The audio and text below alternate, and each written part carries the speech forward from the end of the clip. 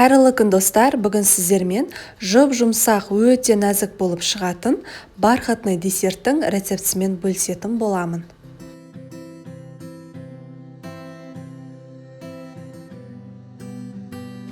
Ең алдымен ыдысымызға жұмыртқа мен қантты араластырамыз.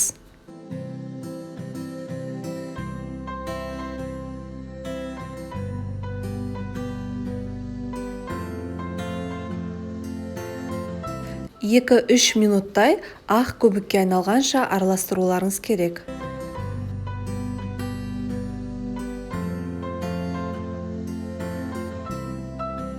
Міне осылай ақ түске айналады. Оның үстіне біз сұйық майымызды құямыз. Және де қайнап тұрған ыстық суымызды құйып, бірден араластырып жіберіңіздер.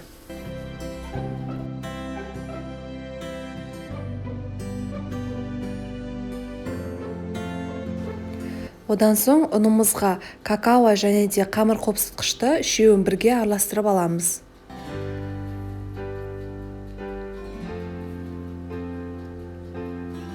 Аз мөлшерден сала отырып, осылай миксермен араластырамыз.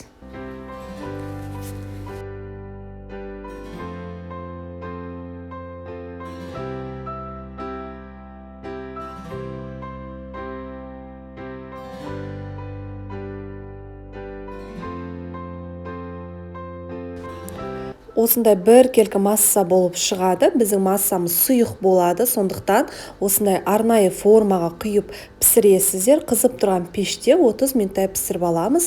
Мендегі форманың диаметрі 24 сантиметр. Біздің бисквитіміз піскенше кремін дайындаймыз. Ол үшін ыдысымызға сүтімізді құйып, шамалы қайнап шығуын күтеміз.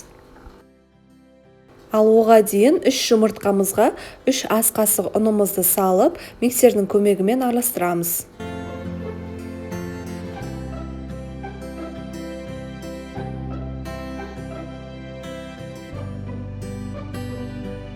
Осындай масса болып шығады. Енді біздің сүтіміз шамалы қайнайын деп жатқан кезде біз жарты стакан қантымызды салып, жақсылап араластырамыз. Одан соң біздің жұмыртқа мен ұнымыз араласқан массаны құямыз. Әрдайым осылай араластырып отырыңыздар, өйткені асты жабысып қалуы мүмкін.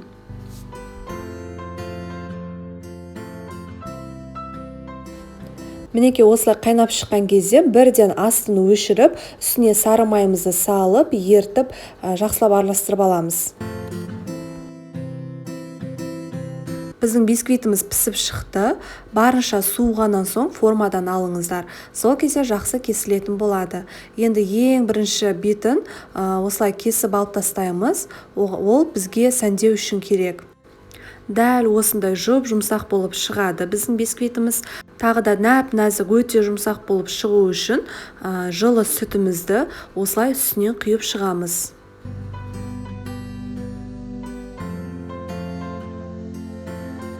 Мен осындай арнайы формада жинадым, өйткені біздің крем ағып кетпеу үшін. Егер сізде бұндай форма болмаса, кремді міндетті түрде холодильникте 1 сағаттай суытып алыңыздар. Барынша қою болған кезде, бірақ біздің бисквиттің үстінен құйып шығасыздар. Сұйық кезде құйсаңыздар, жан-жағына төгіліп кетеді. Біз банандарымызды салып болғаннан кейін біздің кремімізді құямыз. Шамалы ғана тегістеп аламыз осылай. Одан соң бірінші кесіп алған бисквитімізді үгітіп, бетіне сәндеп шығамыз. Холодильникке кемінде 3-4 сағатқа қалдырамыз. Мен кешке жасадым, менде бір түн холодильникте тұрды. Одан ерте алып қалмаңыздар, біздің кремдеріміз жақсы қатып шығуы керек. Мінекей достар, біздің банан қосылған бархатный десертіміз дайын болды. Міндетті түрде дайындап көріңіздер. Бұл өте жұп-жұмсақ, нәп-нәзік болып шығады. Басқа десерттерден қарағанда ерекше дәмі бар.